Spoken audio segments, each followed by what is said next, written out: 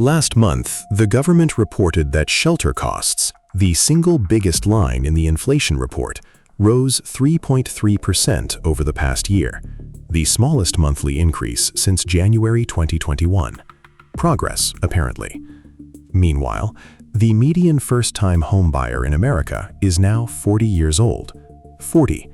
In 1981, first-time buyers were 44% of the market. Today, they're 21.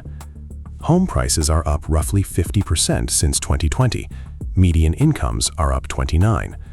And more than a quarter of the entire consumer price index, the number your raise, your cost of living adjustment, and the Fed's victory lap all hang on, is rent that literally nobody pays.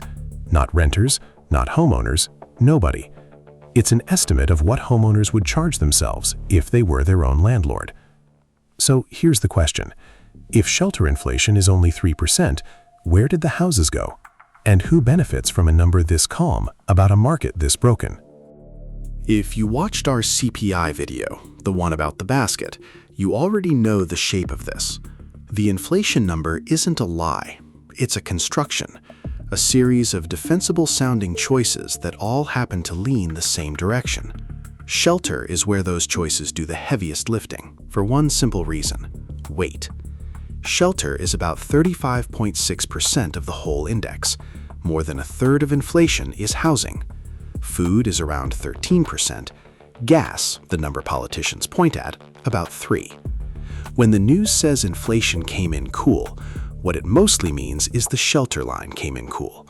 So it matters more than any other line how that shelter number gets made. And the answer is not the way you'd guess. Nobody at the Bureau of Labor Statistics is looking at home prices. Home prices aren't in the CPI at all. A house, officially, is an investment, not a consumer good, the same category as a stock.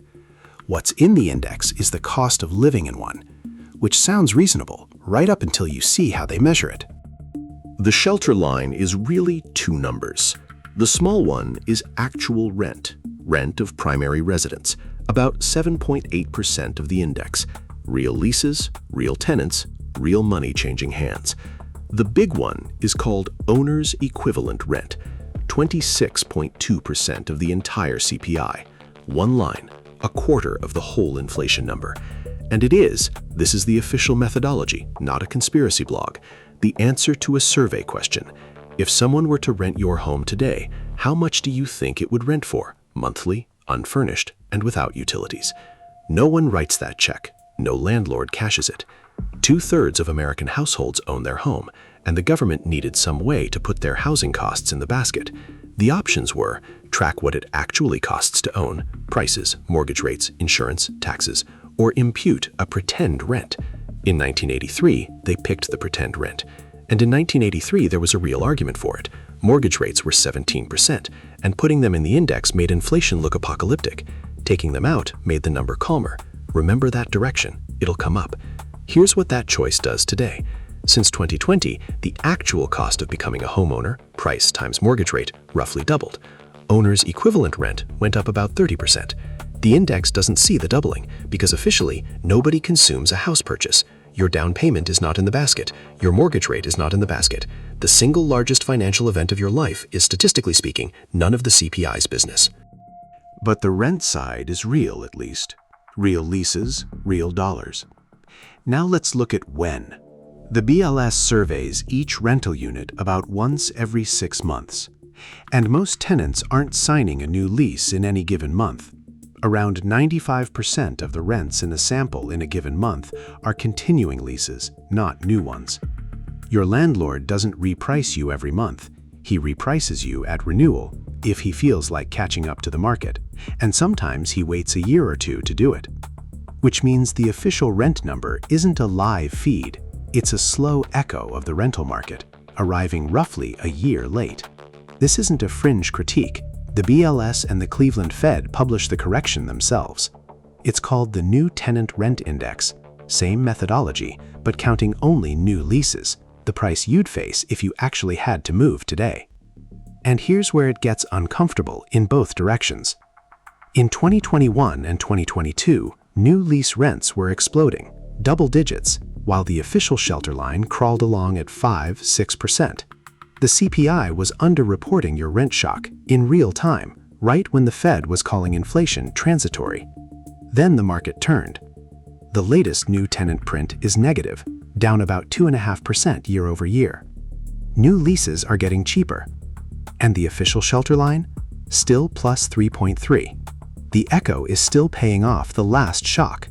The shelter number was too low when rents ripped and too high after they rolled over. It has been wrong in a predictable direction at every point in the cycle.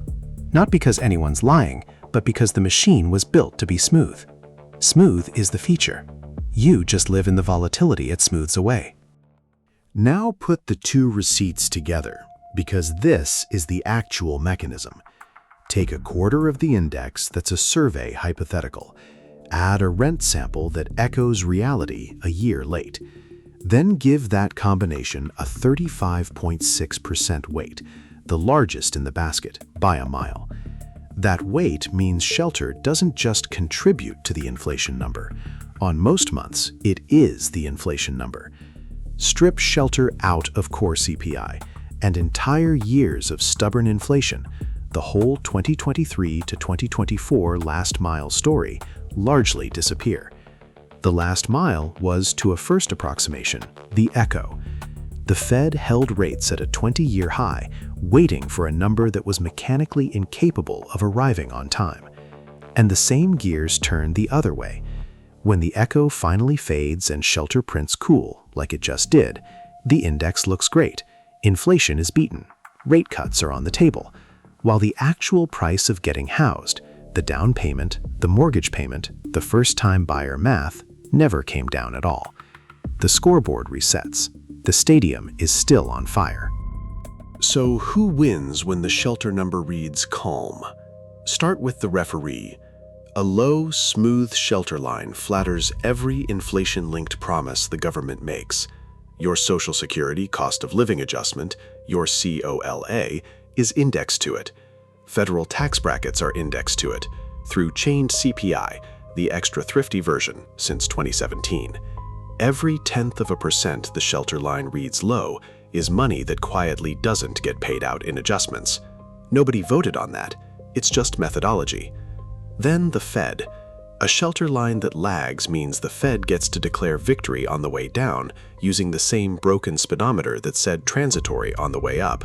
Convenient at both ends, wrong at both ends, forgiven at both ends. Then everyone whose net worth is the housing shortage. Because notice what the owner's equivalent rent construction quietly does. It defines housing inflation as rents, not prices. A generation of homeowners watched their asset roughly double, and the official measure of housing costs registered a polite jog. If home prices were in the CPI the way they were before 1983, the 2020s would have printed inflation numbers that made the 70s look manageable, and the political pressure to actually build houses would have been unbearable.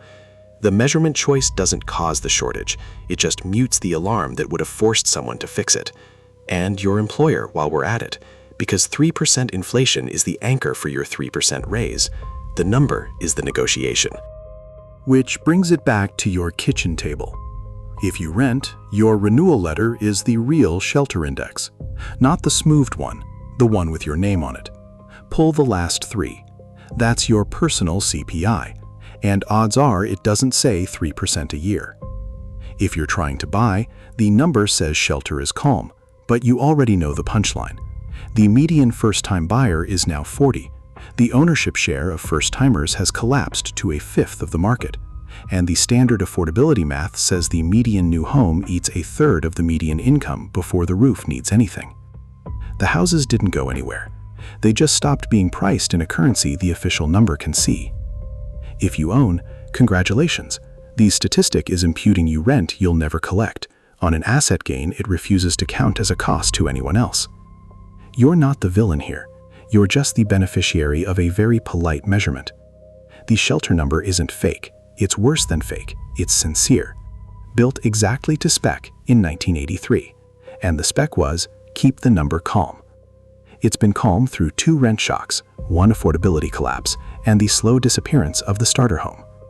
If you want to know what housing actually costs, don't ask the index. Ask your lease. Ask your mortgage broker. Ask the 40-year-old first-time buyer at the open house. We covered the rest of the basket, the substitutions, the hedonic edits, the whole machine, in the CPI video on screen now. Same machine, same direction. Keep the receipts.